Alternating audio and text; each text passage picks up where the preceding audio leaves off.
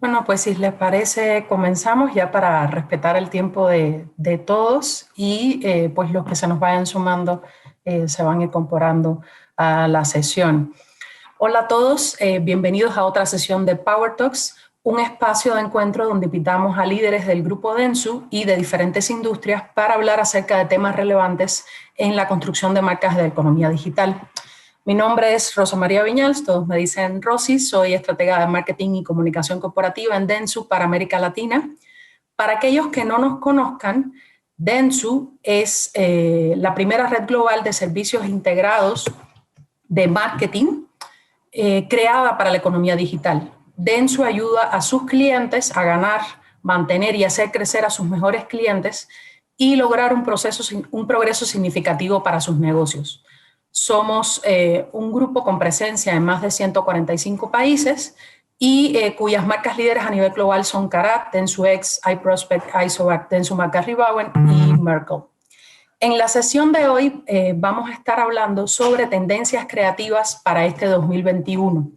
Evidentemente el 2020 nos trajo muchos desafíos a los expertos de marketing, pero también nos presentó la oportunidad de cambiar el paradigma de la construcción de las marcas y contribuir al crecimiento de los negocios. Vamos a basar esta sesión en un reporte de tendencias creativas de Dentsu, el Brave New Normal, y revisaremos cuál de estas podemos ver presentes en América Latina y qué oportunidades encontramos para las marcas. Todo esto bajo la mirada de tres expertos de la región. Entonces, para hablar de este tema, les voy a dar la bienvenida a nuestros panelistas del día de hoy, quienes combinan el expertise en estrategia, tecnología y creatividad de una de nuestras marcas, Isobar, una agencia global y líder en América Latina en soluciones creativas y de transformación digital lideradas por experiencia. Entonces, le doy la bienvenida a Yuli Gutiérrez, directora de Soluciones Integradas de Crecimiento en Chef, agencia colombiana perteneciente a nuestra red de Isobar. Hola Yuli, ¿cómo estás?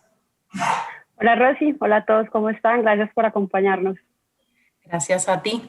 También estamos recibiendo a Matías Martí, director general creativo en Isobar Argentina. Bienvenido, Matías. Hola Rosy, ¿cómo estás? Buenos días a todos. Hola, muy bien, buen día, buen día. Y completa nuestro panel Carlos Buenfil, vicepresidente de Estrategia de la Experiencia para Isobar y Dentsu McGarry-Bowen en México.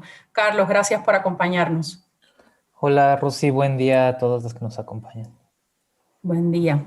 Entonces, así va quedando nuestro panel, solo para que podamos ayudarles a disfrutar un poco más la plática. Vamos a estar intercambiando criterios entre todos, por lo que los animamos a utilizar la sección de preguntas y respuestas y colocarnos sus preguntas, comentarios, las iremos considerando e incluyendo dentro de la plática en esta hora de sesión que vamos a tener. Entonces, comencemos nuestra sesión y vamos a hablar de estas tendencias creativas para 2021.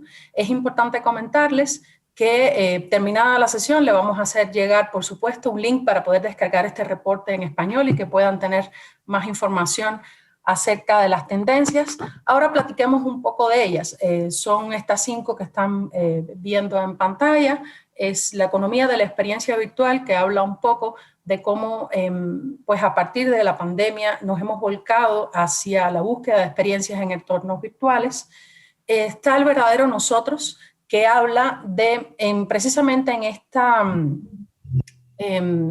este entorno de virtualidad, en estos espacios tecnológicos hacia los cuales nos hemos volcado, cómo estamos haciendo un retorno hacia la sencillez, la autenticidad, a resaltar a los verdaderos héroes de esta historia, de este casi año que hemos vivido en pandemia. La tercera tendencia, que es sin contacto humano, pues precisamente se basa en todas las tecnologías que se han estado acelerando precisamente para lograr experiencias que permitan a las personas no tener tanto contacto por un tema también de cuidado, igual derivado de la pandemia. La cuarta, que es yo mismo y la inteligencia artificial, que tiene que ver mucho con el tema de los datos personales, la privacidad y el uso que se le da a estos. Y por último, la urgencia de la alianza, que habla de cómo hemos sobrepasado el punto del bienestar individual y ha habido un despunte del entendimiento de las marcas como una fuerza para el bien social. Vamos a comenzar a platicar un poco de cada una de estas y me gustaría que podamos comenzar con un punto importante, ¿no? Y es entender qué cosa es una tendencia, qué es y qué no es una tendencia, porque muchas veces al escuchar este término estamos pensando en algo infalible que sí va a suceder. Entonces, no sé, Carlos, si nos puedes hablar un poco de qué es una tendencia y de dónde salen, por qué llegan a nosotros. Hola, Rosy, claro que sí. Creo que es bien importante empezar con este punto porque como muchas otras, las tendencias son en realidad una herramienta que tenemos a nuestra disposición. En este caso, quienes nos dedicamos a este mundo del marketing, las experiencias de marca, la comunicación y la publicidad. Cuando hablamos de tendencias y un reporte de este tipo, debemos de utilizarlo como una herramienta que nos permite ver futuros probables, ¿no? Es decir, podrían o no suceder y siempre tenemos estas dos posibilidades. No son predicciones, no es que lo que vayamos a ver es algo seguro, infalible y que tenemos una fecha con hora y minuto que en el momento que va a suceder, sino que las tendencias surgen a partir del estudio del entorno. En este caso estamos hablando de tendencias creativas y estamos hablando de futuros posibles a partir del estudio de señales de cambio en el presente, ¿no? Entonces, lo que hacemos es analizar qué es lo que está pasando, cómo esto puede representar un cambio y cómo tiene o no cierta repetición o prevalencia, que entonces podemos decir que tiene un alto nivel de probabilidades de ser una realidad en este caso, en el mediano plazo, ¿no? Hay distintos tipos de tendencias y es bien importante que entendamos esto.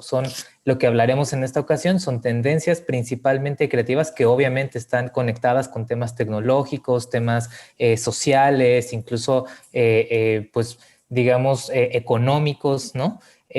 Pero estamos hablando de esto de probabilidades y como tal son útiles para poder anticiparnos a esto que viene y poder irnos preparando tanto nosotros como agencias como las marcas, ¿no? Sí, totalmente. Y creo que eso nos da pie un poco a comenzar a hablar ya de la primera tendencia. O sea, desde hace un tiempo realmente hemos venido escuchando hablar de esta economía o el marketing de experiencias y precisamente con lo vivido en 2020 a raíz de la pandemia y las expectativas que nos presenta este nuevo año 2021, nos gustaría, Yuli, si nos puedes hablar un poco de cuál es ese resignificado de experiencias que ofrecemos a los consumidores con esta limitante de presencialidad que nos está marcando. Claro que sí, Rosy. Mira, debemos incluso partir de que nosotros lo que debemos propender es por generar vivencias positivas. Y cuando hablamos de experiencia es procurar que esa vivencia positiva se dé antes, durante y después de la relación de la marca con las personas con las cuales queremos interactuar. Ese resignificado se da precisamente en esa interacción. Y es que hablar de experiencia es hablar de entender las necesidades de las personas, qué los motiva a actuar, esos impulsos, esas motivaciones y ese contexto de uso. Y el contexto de uso claramente ha cambiado. Entonces, este resignificado a partir de esta economía de la experiencia virtual es, hay más disposición tecnológica, tenemos una tecnología, tenemos data, tecnología como habilitadora, no como el fin en sí mismo, y data como esa forma de mejorar y de magnificar esa experiencia partiendo, por ejemplo, una personalización. Entonces, el resignificado parte en entender que las interacciones están cambiando y los contextos de uso. Entonces, si estamos en la virtualidad, ya estamos teniendo pues, conferencias como esta que antes eran presenciales y hoy son virtuales, estamos en home office, school office. Entonces, hablar de experiencia no solamente pensar en qué voy a hacer en el momento en el que estoy interactuando, sino lo que pasa antes y durante. Y por eso ese matrimonio, esa relación mancomunada entre lo que queremos en experiencia, cómo tecnología lo impulsa y lo mejora data. Ya no solamente es pensar que porque estamos presencial generó una experiencia positiva. Aquí tenemos esta barrera, pero claramente estamos mucho más preparados y abiertos para poderla llevar a cabo y entender esos contextos, como lo hizo L'Oréal, por ejemplo, en el informe lo verán, que es ese maquillaje. Yo creo que ya las mujeres poco, pues de hecho, porque tenía esta charla, si no me maquillo, pero L'Oréal lo entendió y es, si ya sabemos que están, por ejemplo, en social, las personas más jóvenes, entonces lo que hizo fue, vamos a crear maquillaje virtual especial para redes sociales, labial, pintalabios, rubor, en fin. Entonces eso es entender los contextos y las interacciones de las personas y ese resignificado. Sí, totalmente. Y justo creo que esto nos lleva de nuevo ya que estamos hablando de tendencias creativas para este año, o sea, toda esta nueva manera de entender la experiencia de los usuarios, ¿en qué punto pone a la creatividad, Matías? O sea, ¿cuáles son los retos creativos frente a estos nuevos entornos virtuales, estas tendencias de sin contacto, toda esta parte tecnológica? Cuéntanos. Yo creo, gracias Rosy, yo creo que el año pasado fue un boom para todos, en donde todos empezamos a aprender de nuevo, como que tuvimos que desaprender un montón de costumbres que teníamos y aprender un montón nuevas, lo que hizo que las marcas se tengan como que resignificar y tengan que entender esta manera de contactarse con los usuarios. Y esto lo vamos a hablar en varias tendencias. En varias tendencias tienen como un hilo conductor, también tienen cosas que tienen en común.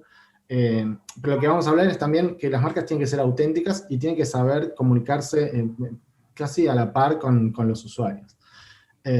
Entonces, para nosotros desde el lado creativo es aprender cómo hablar, es cambiar el tono. Tuvimos que cambiar el tono el año pasado. Yo creo que lo más importante que pasó fue que todos cambiamos el año pasado. Más allá de que está clarísimo que una pandemia y una situación muy particular haya sucedido, entendimos que teníamos que ver otra manera de comunicar, que teníamos que ver otra manera de hablar, que teníamos que ver otra manera de posicionarnos con la gente. Entonces, creo que uno de los mayores desafíos para los creativos y para la creatividad en general fue ese, el entender y aprender. Sí, totalmente. Y justo quería platicar precisamente un poco más sobre cómo la tecnología y la data pueden hacer este cambio en las estrategias de experiencias inmersivas. No sé si alguno de ustedes quiere hablar un poco más de este tema. Bueno, ya yo quisiera opinar algo, y es que cuando hablamos de este tema de experiencias inmersivas, es que queremos hacer, ni siquiera es pensar en cómo construyo un canal para el usuario, sino cómo hago parte del usuario en la construcción, no solo del canal, sino también del contenido y de la experiencia en sí que quiera diseñar. Entonces, experiencias inmersivas yo lo puedo usar con tecnología. Ejemplo, realidad virtual o realidad aumentada para que yo pueda acercar un producto o un servicio a mi audiencia de manera que lo sorprenda. Esa es como la magia de usarlo. Nosotros acá en Colombia tenemos una marca de ropa para niños, of course, y con esta marca hicimos una línea de ropa, una línea especial donde el estampado de las camisas o playeras de los niños, si acercaban el celular, ya con realidad virtual aparecían personajes donde le contaban cuentos a los niños y los metían y los sumergían en una historia. Entonces, experiencia inmersiva no solamente es pensar en el canal en sí, sino cómo empieza a transformar productos y servicios a partir de la virtualidad, que es el contexto en el que estamos hoy. Y la data es lo que me va a ayudar a mí a decir cómo le llego, a quién le llego, con qué mensaje y en qué canal. Totalmente. Yo creo que este tema de la economía, de la experiencia virtual, también se nos une un poco con otra de las tendencias que es la de sin contacto, ¿no? Y creo que sería interesante si nos pueden contar, no sé, quizás Carlos, cómo han respondido las marcas a este reto de crear esas conexiones en medio de esta experiencia sin contacto, ¿no? Claro que sí, Rosy. Creo que primero nada más para definir brevemente a qué nos referimos cuando hablamos de sin contacto. En realidad, como lo decía Mati, estamos hablando de cambio y en este caso de un cambio en el paradigma de cómo se crean las conexiones entre las marcas y los consumidores, ¿no? En este caso.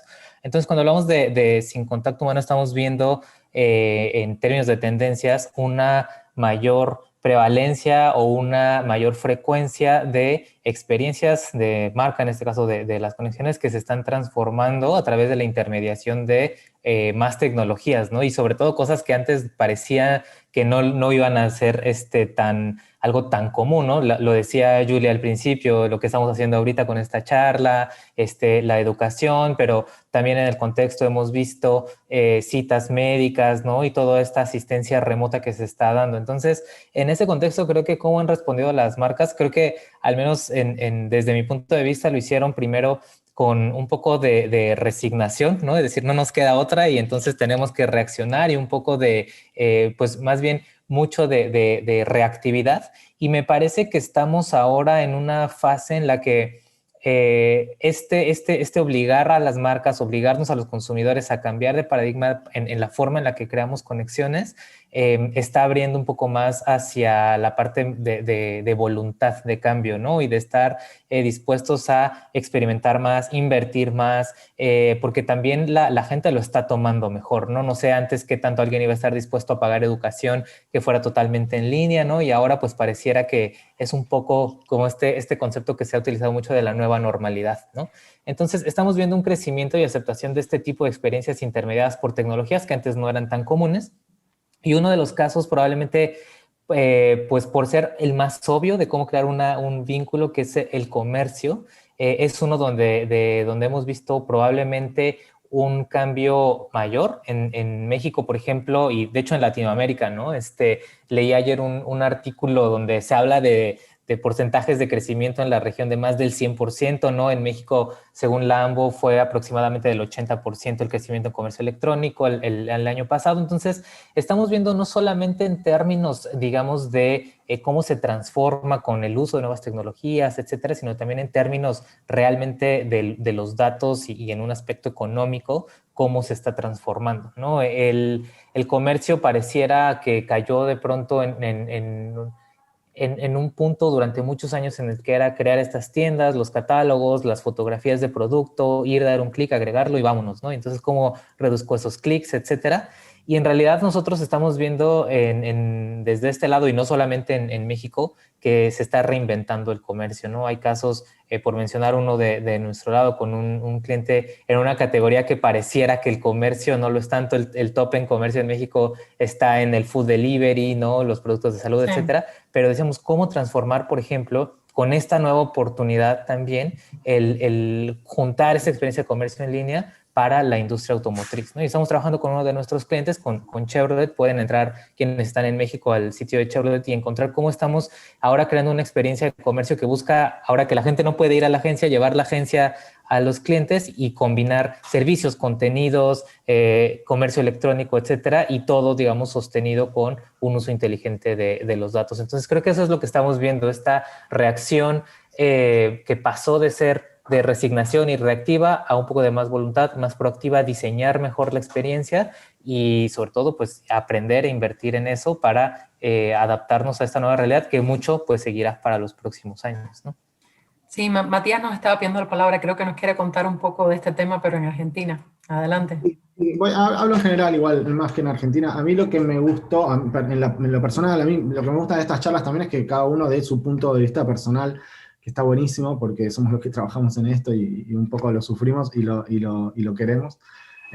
A mí lo que más me gustó de esta aceleración del sin contacto y de que todos tengan una opinión y que todos tengan un lugar entre las marcas y la gente, que es como esta democratización de las opiniones. Uno antes lanzaba una campaña en la tele, aparecía, como que nadie podía opinar, más que el boca a boca, más que comentarlo con alguien.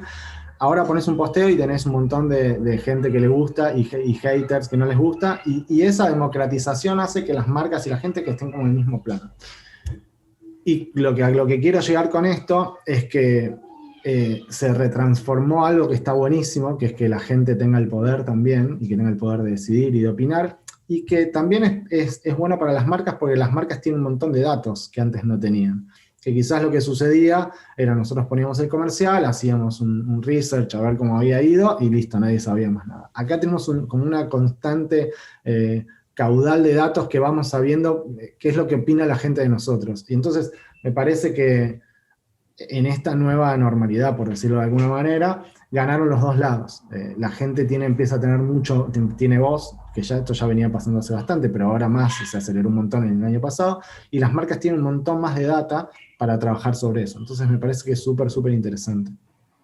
Sí, evidentemente la realidad de la pandemia nos llevó hacia estas tendencias, pero inevitablemente también siempre hubo un cierto atractivo hacia todos estos temas de virtualidad, inteligencia artificial. Siempre ha sido algo muy sexy y atractivo para todos.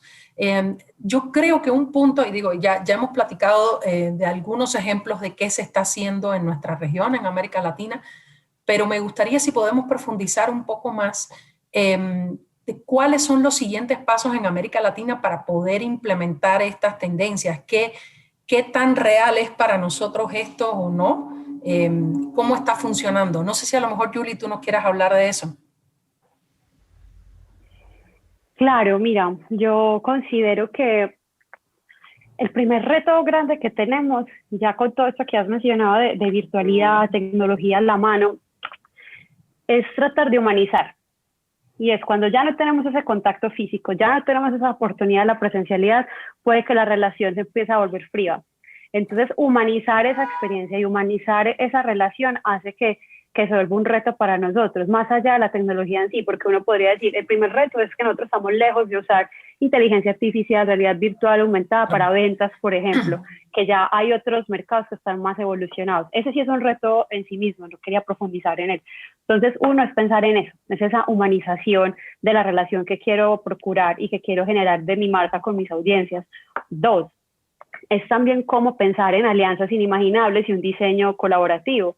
Y entonces se empiezan a generar, no sé, por ejemplo, alianzas de diseñadores de moda con ingeniero electrónico para sacar algo diferente. Entonces no pensar siempre en las mismas relaciones entre los de mercadeo, comunicación o creatividad, sino que ahí también hay un reto de empezar a trabajar bajo equipos interdisciplinarios, porque ahí, insisto, el tercer reto desde mi punto de vista es que ya me parece que chequeamos bien a nivel de canal digital. Ahorita Carlos mencionaba que en México creció 80%, en Colombia, por ejemplo, las ventas digitales crecieron un 130%. Muy bien, eso evolucionó un montón la transformación digital, pero el siguiente paso ya es, si ya el contexto de uso cambió, yo tengo que pensar es cómo adapto mi producto, mi servicio o mi atención al cliente, porque la experiencia debe ser omnicanal y debe ser coherente y consistente. Yo no lo debería obligar o ingresa al e-commerce o ingresa a redes, sino que sí debe mantenerse de una manera, como mencionaba, consistente, y la data te va a ayudar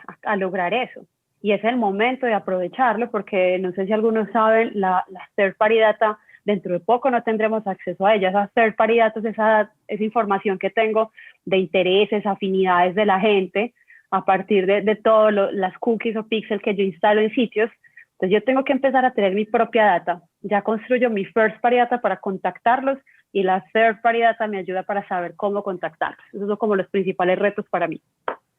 Sí, totalmente. Y justo me alegra que hayas tocado este tema. Uno de los criterios que siempre hemos manejado en Dentsu es que sin importar el trabajo que estés haciendo, siempre debes tener presente que tú estás persiguiendo un humano. El resto es el cómo lo haces, ¿no? Pero lo más importante es ese, ¿no? Es un humano el que está detrás de eso. Y precisamente me gustaría volver a un tema que quería tocar con ustedes y del cual ya tenemos una pregunta relacionada de la audiencia. Y es en medio de todo este cambio que recibimos todos como personas por la pandemia, ¿no? Que nos volvimos a lo virtual, precisamente por el confinamiento de estar en la casa, ¿no? Entonces ya todos hacemos home office y school office, ¿no? Todo sucede en la casa, todo lo hacemos desde el contacto virtual. ¿Qué tanto podemos esperar que las personas sigan queriendo, sigan buscando estas experiencias sin contacto, estas experiencias virtuales? ¿Es esta una tendencia que llegó para quedarse, incluso si en un futuro a mediano plazo logramos el tema de la vacuna y volvemos a otro tipo de normalidad? ¿Esto es algo con lo que debemos quedarnos, con estas tendencias? No sé, Carlos, si quieres empezar por ahí y contarnos algo. Sí, claro que sí. Es bien importante que justamente tomemos las tendencias como indicadores, no necesariamente en el corto plazo, sino por lo menos en el mediano plazo, ¿no? Nos sirven precisamente como para establecer horizontes y entonces poder empezar a prepararnos hacia eso, ¿no? Como primer punto.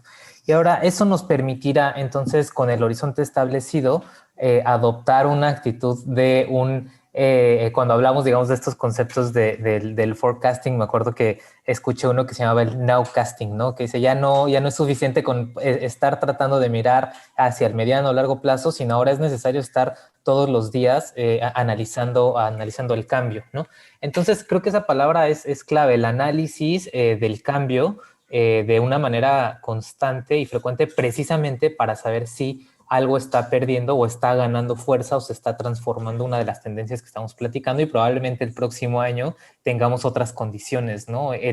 Lo que estamos viviendo ahorita, pues probablemente si miramos hacia atrás, o sea, pareciera que ya llevamos mucho tiempo en el confinamiento, pero en términos de históricos, pues en realidad es poco tiempo, ¿no? Entonces, me parece que, digamos, como forma concreta de poder respondernos a nosotros mismos si algo es permanente o si va a desaparecer, etcétera, necesitamos estar estudiando el cambio en nuestros consumidores, en nuestra categoría y también empezar a expandir un poco más allá digamos, el horizonte de estudio. Muchas veces nos enfocamos solamente en estudiar los datos que tenemos de comportamiento en un sitio web o hacer un social listening, ¿no? Y todo ese tipo de cosas, pero tenemos también que contextualizar los datos, ¿no? Es una de los principios en el análisis de datos, contextualizarlos, ¿no? Entonces, de manera concreta tenemos que estudiar todos los días cómo está cambiando nuestro consumidor, su contexto social, el contexto político, etcétera, para poder ir determinando si ese horizonte que definimos hoy en esta plática y que lo compartiremos con todos, sigue estando hacia allá o si va tomando rumbos distintos, ¿no? Sobre todo porque cuando hablamos de tendencias, pues en distintos países, ya lo decía Julie, ¿no? Hay países en los que nosotros lo vemos dentro de la misma red, ¿no? Como hay regiones, probablemente como Asia, donde la aceptación de esta intermediación de tecnología es muy distinta a la que podríamos tener de este lado en todo el continente, ¿no? Entonces es bien importante entender de manera local, en la categoría, en la marca de nuestro consumidor, cómo está cambiando y estudiarlo constantemente. Sí, totalmente de acuerdo. En un momento me gustaría volver con el contexto, pero voy a enfocar acá una pregunta que nos están haciendo y Mati, me gustaría si tú nos ayudas a responderla, precisamente en este tema que estamos hablando, de la tendencia o la atracción de los usuarios hacia los entornos virtuales, hacia la tecnología. ¿Qué podemos esperar de si se va a volver a los medios físicos, a los soportes físicos o no? O sea, un poco en el reporte de tendencias que ya podrá leer nuestra audiencia en breve, hablábamos de cómo han proliferado este mundo de entornos virtuales, como decía Julia, el maquillaje virtual, ¿no? Pero también ha habido cierta tendencia por el retorno a lo casero, la vida en el hogar. Entonces, ¿podemos esperar que se mantenga esa tendencia fuerte hacia lo digital o va a haber una mezcla de ambas cosas con el entorno físico? ¿Tú qué opinas? Sí, justo iba a decir eso. Yo creo que, Carlos lo dice súper bien, que las tendencias son tendencias. Es algo que tiende a ir hacia un lugar, lo cual no quiere decir que suceda como tallado en piedra. A todos nos da a entender que esta virtualidad o esta relación con la virtualidad, especialmente con las compras y con el día a día, llegó para quedarse. No lo sabemos, la verdad. Yo puedo dar mi opinión, pero realmente no lo sabemos. A mí lo que me parece es que desde nuestro lado de comunicadores, desde el lado de las marcas también, tuvimos un año que fue muy reactivo hacia las cosas que sucedían. Fuimos muy reactivos es que casi un minuto a minuto, íbamos comunicando las cosas, depende de lo que iba pasando. Me parece que ahora, ya con las tendencias en el norte, con ya más o menos asentado toda esta nueva normalidad, por más que volvamos a la normalidad completa o a la normalidad de antes, no sé cómo llamarlo en realidad, un poco deberíamos empezar a ser más proactivos sobre lo que tenemos que comunicar y sobre lo que tenemos que hacer y con lo que tenemos que hablar. Si vos me preguntás a mí realmente si esto llegó para quedarse, no lo tengo. Si nos hubieras preguntado en el 2019, vamos a hablar por Zoom, y yo te diría que no. Te hubiera dicho, no, prefiero ir a la oficina. Pero bueno, son cosas que suceden. Pero entiendo que se quebró un miedo hacia la virtualidad. Me parece que sí hubo un quiebre en cuanto a la relación que tenemos con las compras, a la relación que tenemos con hacer las cosas, no sé, a la relación, vos hablás de lo casero, que está buenísimo. Obviamente todos aprendimos a cocinar en cuarentena, todos aprendimos a hacer un montón de cosas en la casa en cuarentena, pero al mismo tiempo, a mí me ha pasado de estar cocinando y llamar a mis amigos, y tener una call con mis amigos. Entonces, hay algo que se mezcló y que yo ahí sí creo que va a quedar para siempre. Sí, justo todos aprendimos a cocinar, todos nos apropiamos de un nuevo hobby que nos lleva un poco a tener más interacción física, una manualidad, hacer ejercicios. Buscamos de alguna manera ese contacto físico real para contrarrestar, creo yo, un poco todo lo virtual. Yuli quería comentar algo al respecto también. Sí, y muy en línea con lo que dice Mati, yo creo que para esa pregunta que nos estás haciendo, Rosy, de la audiencia, creo que ahí parte el principal reto de los equipos creativos de mercadeo, tecnología y customer experience. ¿Por qué? Pues porque nosotros no sabemos si ya mañana se acaba esto y ya todos vamos a salir al centro comercial, ya todos vamos a comprar físico, no lo sabemos. Pero por eso ya no debemos ser, como dice Mati, reactivos, sino propositivos y juntar todas esas capacidades para anticiparnos, además porque no debemos pensar en el hoy. Debemos pensar también el impacto conductual de la pandemia en las generaciones futuras. Y es que quizás pues por todo el tema de escolarización, los niños, yo lo hablaba ayer incluso con mi hermano que me vi con él, los niños quizás en el futuro puedan tener un tema de socialización diferente al que te conocemos hoy. Entonces pueden ser personas que quieran estar mejor con ventas digitales, ni siquiera en los e-commerce, comprar en redes sociales. Por ejemplo, ¿cuánto tiempo va a pasar para que TikTok se vuelva un marketplace y no sea solamente una red social? Porque hoy Instagram, Facebook se han vuelto marketplaces. Entonces creo que el reto, por ejemplo, en equipos de Customer Experience, es dejar de pensar en cómo hacer más fácil un canal, sino entender cómo interactúan las personas, cuáles son sus puntos de contacto y generar ese journey acorde a cómo está siendo su condición conductual. No solo las generaciones hoy, sino prepararnos, que normalmente no nos preparamos, sino que actuamos para el hoy, preparar nuestra marca para sorprender a los que van a ser los consumidores futuros. Sí, y justo ya que tocas este tema, quería insertar una pregunta que nos hacen de la audiencia, que nos piden algún consejo específico, algún libro para leer, precisamente sobre cómo integrar la experiencia del cliente, tanto en redes sociales como el canal de ventas en un marketplace, ¿no? Nos comenta esta persona, soy cliente de Amazon y Mercado Libre, pero no me interesa particularmente seguirlos en redes sociales, quiero que mis clientes vayan del marketplace a las redes y viceversa, ¿no? Y creo que esta es una pregunta válida cuando hablamos de pymes, de emprendedores, ¿no? Entonces, no sé si alguno de ustedes tenga algún comentario, algo que recomendar para leer, algún consejo general. Hola, yo pues creo que siempre hay que empezar de alguna forma creo que lo hemos venido diciendo tal vez de manera no tan explícita, pero y es probablemente un lugar común, pero siempre hay que poner al centro al consumidor, ¿no? Entonces, yo lo que siempre digo cuando tenemos retos, por ejemplo, de integración o de cómo puedo hacer que vaya para ciertos lugares el consumidor en un journey, hay que entender primero realmente cuál es su comportamiento y un poco utilizar esa fuerza a nuestro favor. Es como pasa con las tendencias. No es que las tendencias las creamos a alguien desde una marca o algo, empiezan a surgir y hay que aprender a usarlas a nuestro favor. En ese sentido, de manera general, me parece que hay que entender cuál es el comportamiento, hacia dónde está yendo el consumidor, para poder entonces ir encontrando, es como cuando alguien, no sé si han visto estos parques, ¿no? Que de pronto tienen sus caminos y te encuentras que el pasto está cortado y se ha hecho un caminito porque aunque tú le has marcado de alguna forma el camino que tú quieras hacer, la gente sigue el que le parece más sencillo, ¿no? Entonces, puntualmente me parece que hay que entender bien qué es lo que está haciendo y entonces aprender a hacer ciertas desviaciones en el camino para llevarlos hacia donde queremos. Si es como un libro puntual, hay uno que yo suelo recomendar en clases que doy que se llama Mapping Experiences, que lo puedes encontrar, lo buscas en internet, y Mapping Experiences, que es un libro muy práctico.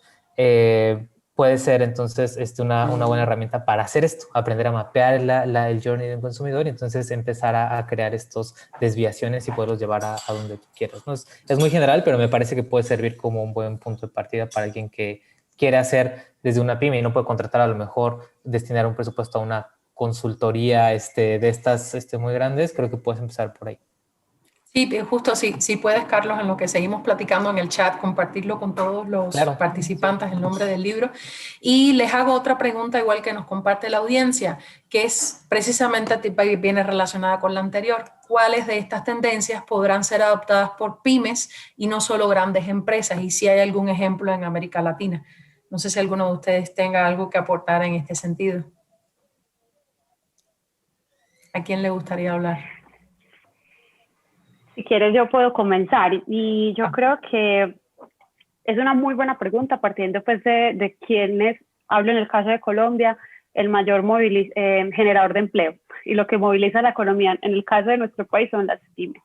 Yo creo que lo más importante y lo que deben aprovechar hoy es cómo empiezan a usar, por ejemplo, temas de tecnología y data para mejorar esa experiencia de cliente, por ejemplo, en canales de atención, preventa y postventa. Porque sí he evidenciado algo, y es que somos súper preocupados por el momento de compra y que me compren. Una vez me compró, ya es como siguiente, pero es mucho más costoso atraer clientes nuevos que retener a los actuales. Entonces, un dolor de las pymes es, uno, aprovechar para virtualizar y crear sus canales de venta. Que un canal de venta no necesariamente es un e-commerce.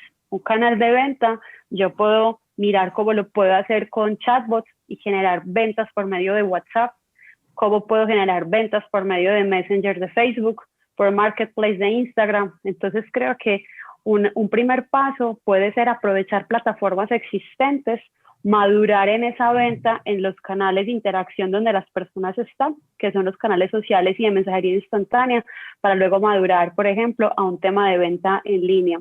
Creo que ayudaría muchísimo empezar a utilizar tecnología como inteligencia artificial para automatizar mejor esos procesos de marketing.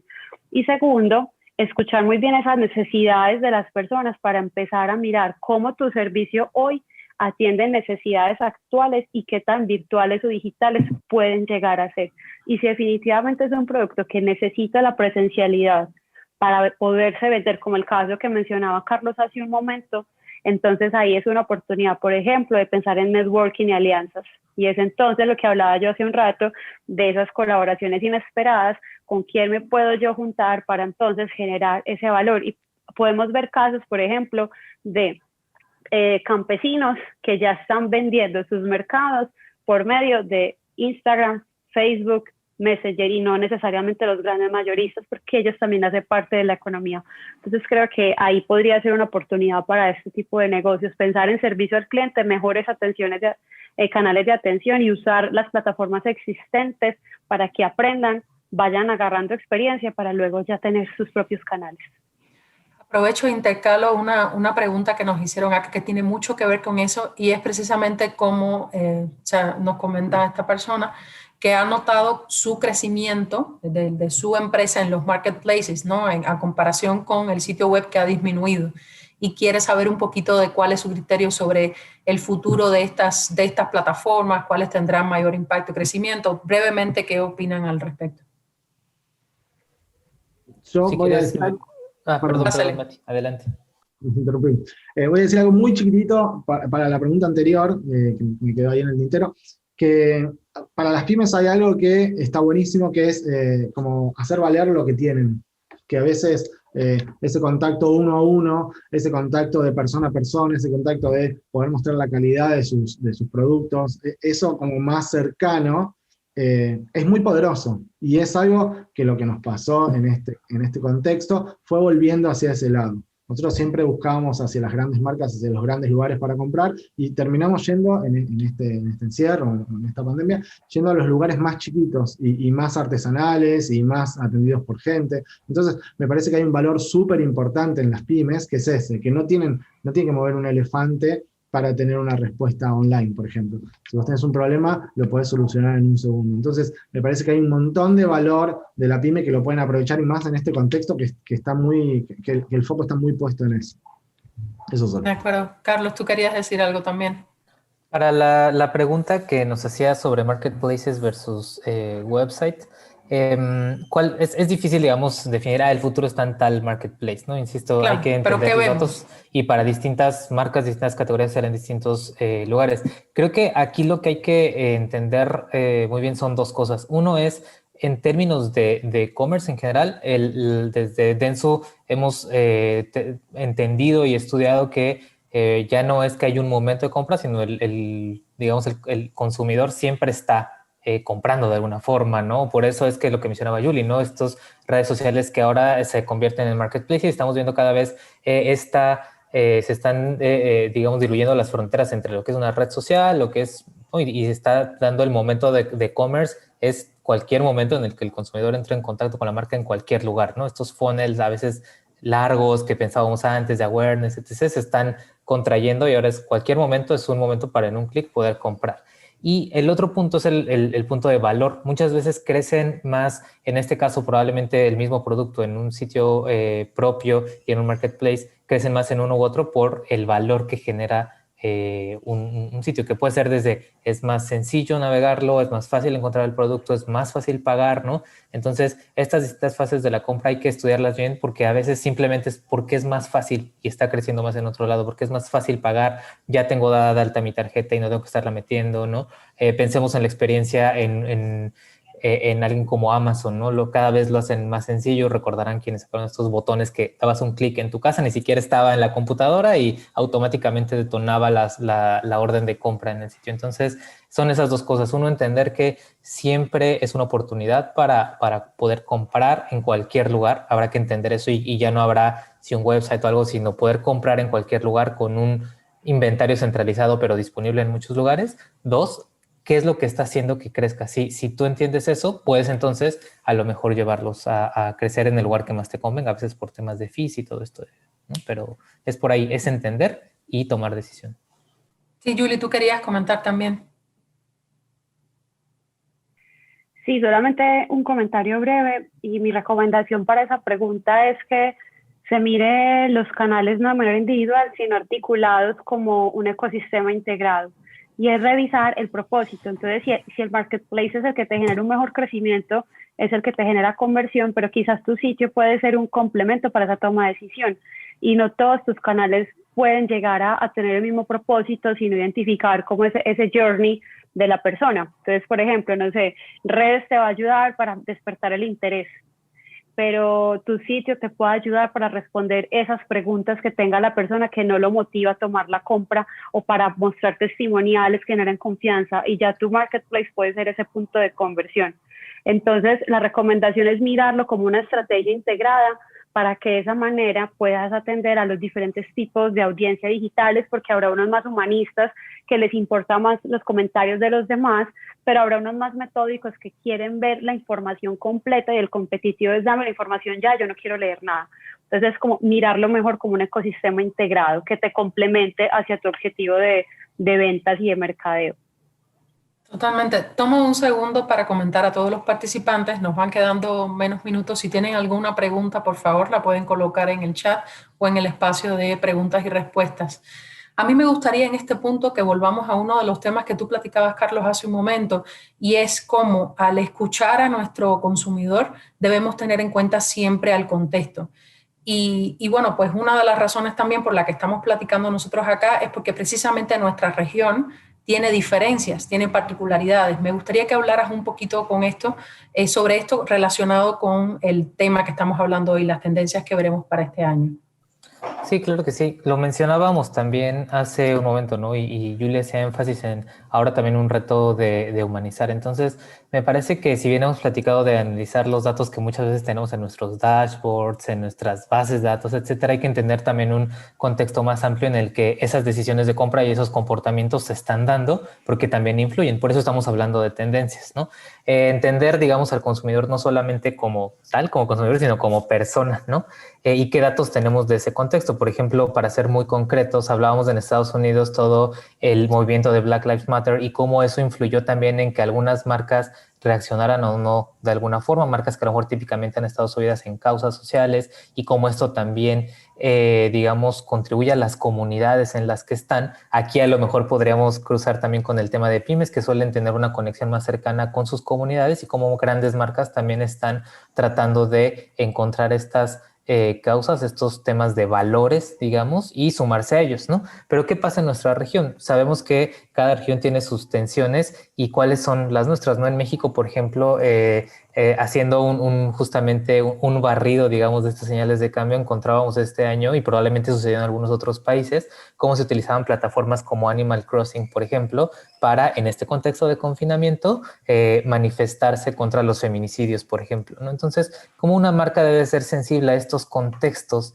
que están sucediendo para también no solamente tomar decisiones de estoy viendo que compran esto y lanzo comunicación o lanzo una iniciativa que pudiera no estar considerando la sensibilidad del entorno y entonces pues ser, digamos, contraproducente para la marca, ¿no? Me parece que eso es clave, entender también este cambio que se está dando en la sociedad, en cómo utilizan también la tecnología para estos contextos y entonces cómo eso impacta a las marcas y entonces qué se espera también de las marcas como entidades también que son parte de una comunidad, ¿no? Sí, totalmente. Y justo veíamos en el reporte, ¿no? De esta concepción de que precisamente las marcas se asuman a sí mismas como una fuerza para el bien social. Y es uno de los temas más importantes en nuestra región.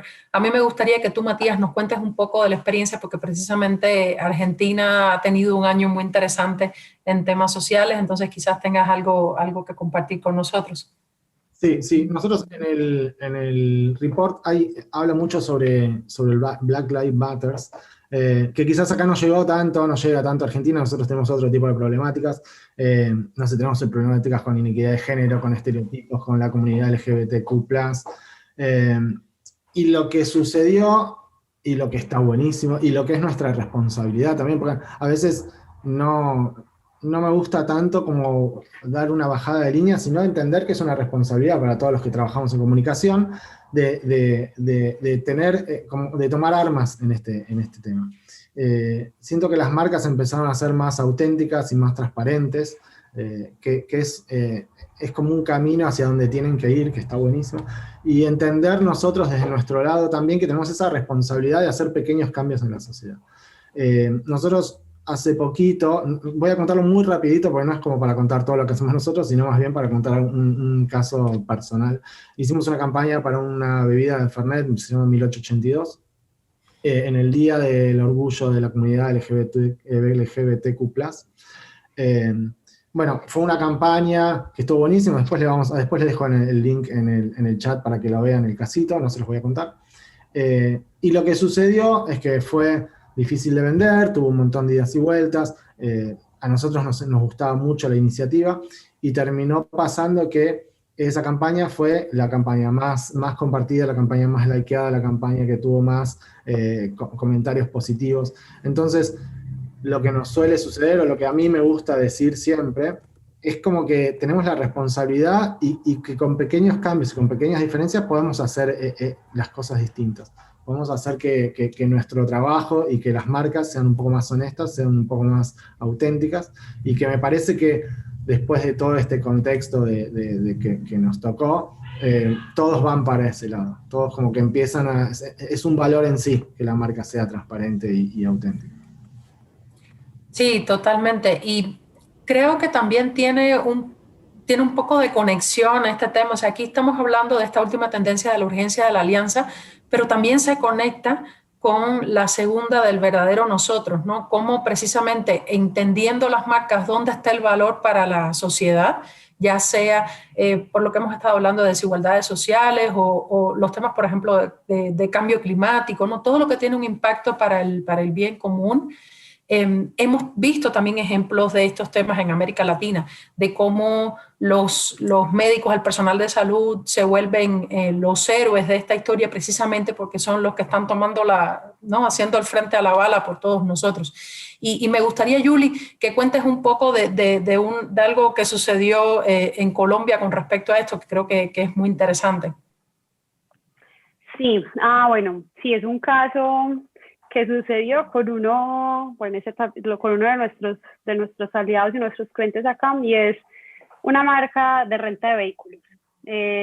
Cuando hicieron el confinamiento, pues claramente era un negocio muy golpeado, pues porque nadie podía salir a alquilar un vehículo. Entonces, creo que un tema relevante, y yo sé que hay preguntas alrededor de e-commerce y la virtualidad y tecnología, pero otra tendencia clave alrededor de esta humanización es la empatía.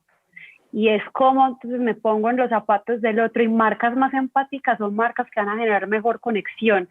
Entonces ese es como el otro complemento a las capacidades técnicas que tengan, y esa empatía, porque las audiencias se van a conectar más con marcas con las que comparten convicciones. En ese orden de ideas, Localiza, que es nuestra marca, lo que hizo fue disponibilizar sus vehículos paramédicos y enfermeras para que se pudieran movilizar de una forma rápida y segura desde sus hogares hacia los hospitales mientras estuvimos en el confinamiento, ya que no podía rentabilizar su negocio, pues entonces seamos empáticos con aquellos que lo están dando toda. Hicimos simplemente unos posts en redes sociales y todo se viralizó orgánicamente, logró Free Press, en Televisión Nacional y demás, y esto pues claramente aumenta los valores y la percepción positiva de la marca. Entonces creo que no podemos tampoco perder de vista la situación y el contexto global que estamos viviendo. Entonces, además de prepararnos para la venta, también tenemos que construir marca, construir esos fundamentos y esos valores de marca para generar una mejor conexión emocional, que con la conexión emocional decanta más fácil de una conexión racional hacia la compra. Totalmente. Oigan, tenemos un boom de preguntas acá. Voy a tratar de unir algunas porque me gustaría que contestemos y que luego al final hagamos un pequeño wrap-up de lo más importante de esta sesión. Ya nos van quedando 7 minutos. Entonces, voy a irme con una acá de Fernando que dice si pueden comentar algún ejemplo de cómo se han adoptado estas tendencias en negocios B2B. ¿Hemos visto algo interesante en negocios B2B alrededor de esto? ¿O algo que esperemos que pueda impactar a los negocios B2B o que pudieran aprovechar?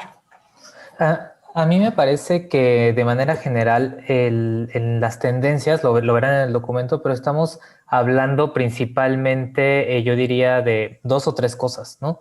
Una tiene que ver con el uso de tecnologías para intermediar las relaciones, ¿no? Entonces, te contábamos casos, a lo mejor B2C, pero perfectamente esto puede aplicarse para una empresa que tiene que tratar con sus proveedores y cómo está utilizando estas tecnologías para mantener la seguridad y también las reglas de confinamiento, pero poder, digamos, tener ahí una relación como ahorita lo estamos teniendo nosotros.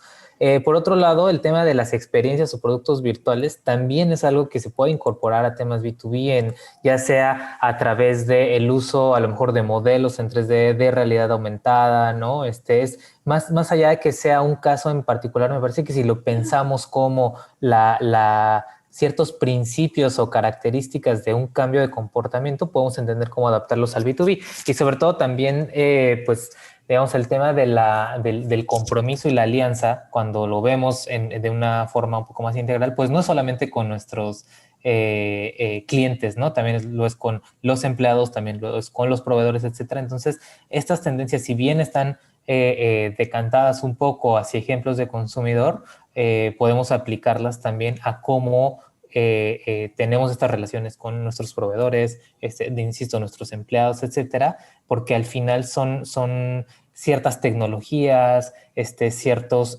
comportamientos, ciertos cambios en los paradigmas de cómo construyo relaciones que pueden ser perfectamente aplicados a eso. De acuerdo, muchas gracias. Hay una pregunta muy directa acá que dice, ¿ustedes consideran que hoy en día una empresa que no tiene un e-commerce propio, porque tiene una amplia distribución comercial ya establecida, está perdiendo oportunidades, sí o no? ¿Cómo lo ven? Yo retomaría ahí un comentario que tenía Julia hace rato. No sé si oportunidades hay de muchos tipos, pero en términos de anticipación, yo diría, cuando tienes insisto, viéndolo como un ecosistema y viendo que todo juega distintos roles, pero me parece también que hay que pensar un poco en el mediano plazo en el tema de los datos, ¿no? Esto que hay que entender un poco más los conceptos del first party data y el third party data, pero básicamente si tú no tienes una fuente que puede no ser a lo mejor un e-commerce, que te permita tener tus propios datos para construir relaciones con tus clientes, en unos años probablemente, o no sé si más rápido, hemos visto una aceleración tremenda en estos meses, eso puede ser un riesgo o un costo de oportunidad, ¿no? Entonces, no sé si la oportunidad es de ventas o no, porque probablemente en un marketplace o incluso ni siquiera en internet, depende del producto, vendes bien. El tema está en la información y cuando esto cambie, son temas a lo mejor más técnicos, las cookies, etcétera, pero hay que estar preparados e ir teniendo nosotros nuestras propias, digamos, bases de información para poder mantener relaciones a largo plazo con los clientes. Totalmente. Yo quisiera, perdón, Rosy, complementar un Pásale. poco esa respuesta de Carlos hacia esa pregunta que creo que podría resolver otras y dar una idea. Estamos en un proyecto, pues todavía no les puedo mostrar en ejecución, donde es un negocio particularmente B2B, aunque sea para B2C, pues para cliente final, y no tiene e-commerce, pero la solución tecnológica que estamos realizando y estratégica con ellos es crear un marketplace para esos distribuidores que hacen parte de sus clientes. Entonces, más allá del e-commerce hacia el B2C, es un e-commerce que se vuelva para los B2B, para que el B2B pueda vender finalmente al B2C. ¿Con qué objetivo? Uno, pues tener mayor información y data, como decía Carlos, pues porque si tú le vendes directo al B2B, no tienes información de tu B2C para hacer estrategias más segmentadas. Dos, tienes tu propio canal. Entonces, en algún momento que ya tú quieras volverte tu propio distribuidor, pues ya tienes habilitada la tecnología. Y tres, se vuelve un canal súper potente para nuevos distribuidores al generar esa plataforma o ese marketplace. Entonces, posiblemente, depende, no te sabría decir si estás desperdiciando o no una oportunidad sin conocer el tipo de negocio, el sector, claro, los distribuidores, pero la idea puede ser entonces quizás el e-commerce hacia el B2C no sea tu negocio, pero de pronto generar ese marketplace para agrupar y volver una oportunidad incluso para tus clientes B2B. Totalmente. Una última pregunta muy rápido. Creo que está interesante, ¿no? Y es, ¿qué consejos le podemos dar desde marketing y comunicación a los sectores que se han visto afectados por la pandemia, ¿no? Pensemos en hotelería, aerolíneas, restaurantes, ¿qué consejos se les puede dar, ¿no? Y entendiendo que hay un tema detrás de negocio que luego no siempre con comunicación se resuelve, ¿no? Pero desde nuestro lado, ¿qué pueden hacer? No sé si ya hablo mucho, pero yo súper concreto el consejo sería, creo que esta época nos ha también hecho un poco voltear a ver otra vez los básicos, ¿no? Y volver a lo básico en general en la vida, voltear a ver la cantidad de zapatos que tenemos y decir, probablemente no necesitaba tantos, ¿no? O cosas de este tipo. Entonces, sí, en términos de un negocio en consejo, creo que es volver a los fundamentos, ¿no? Siempre digo que hay como tres cosas que son súper importantes.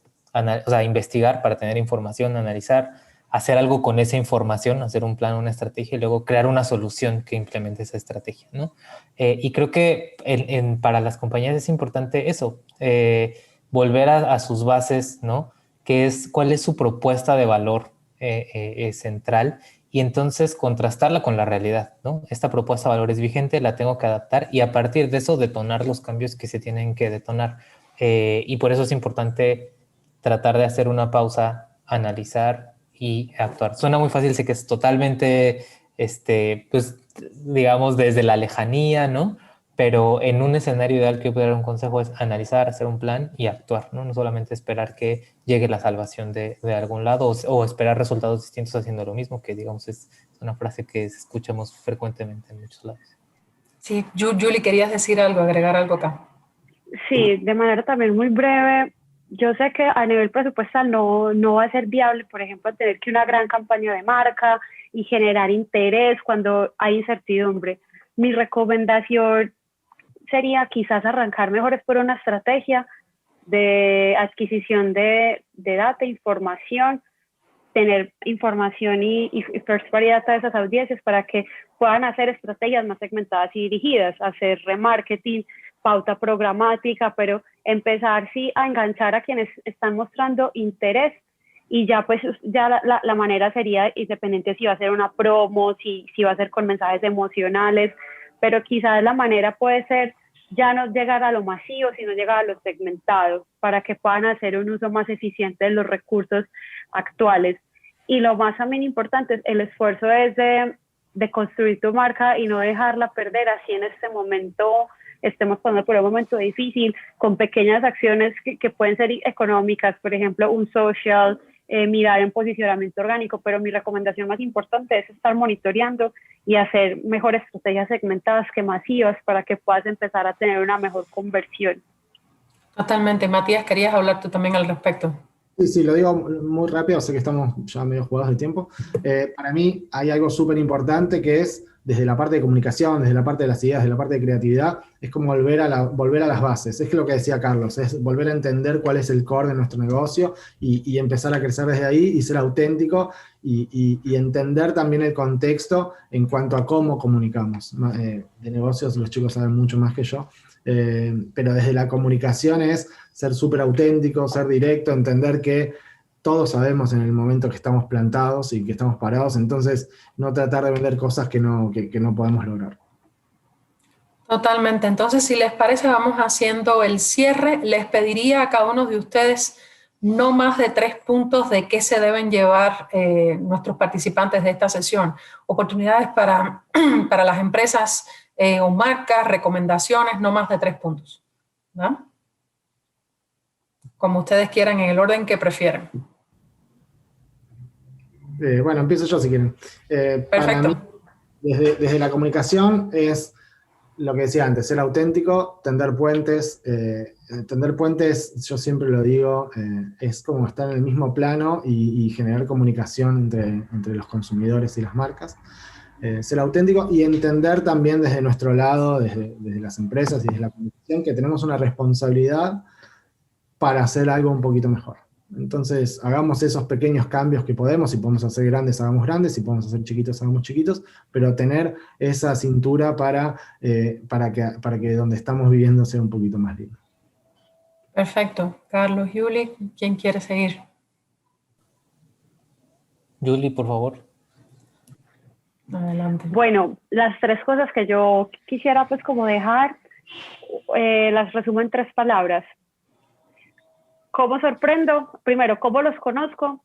¿Cómo los sorprendo?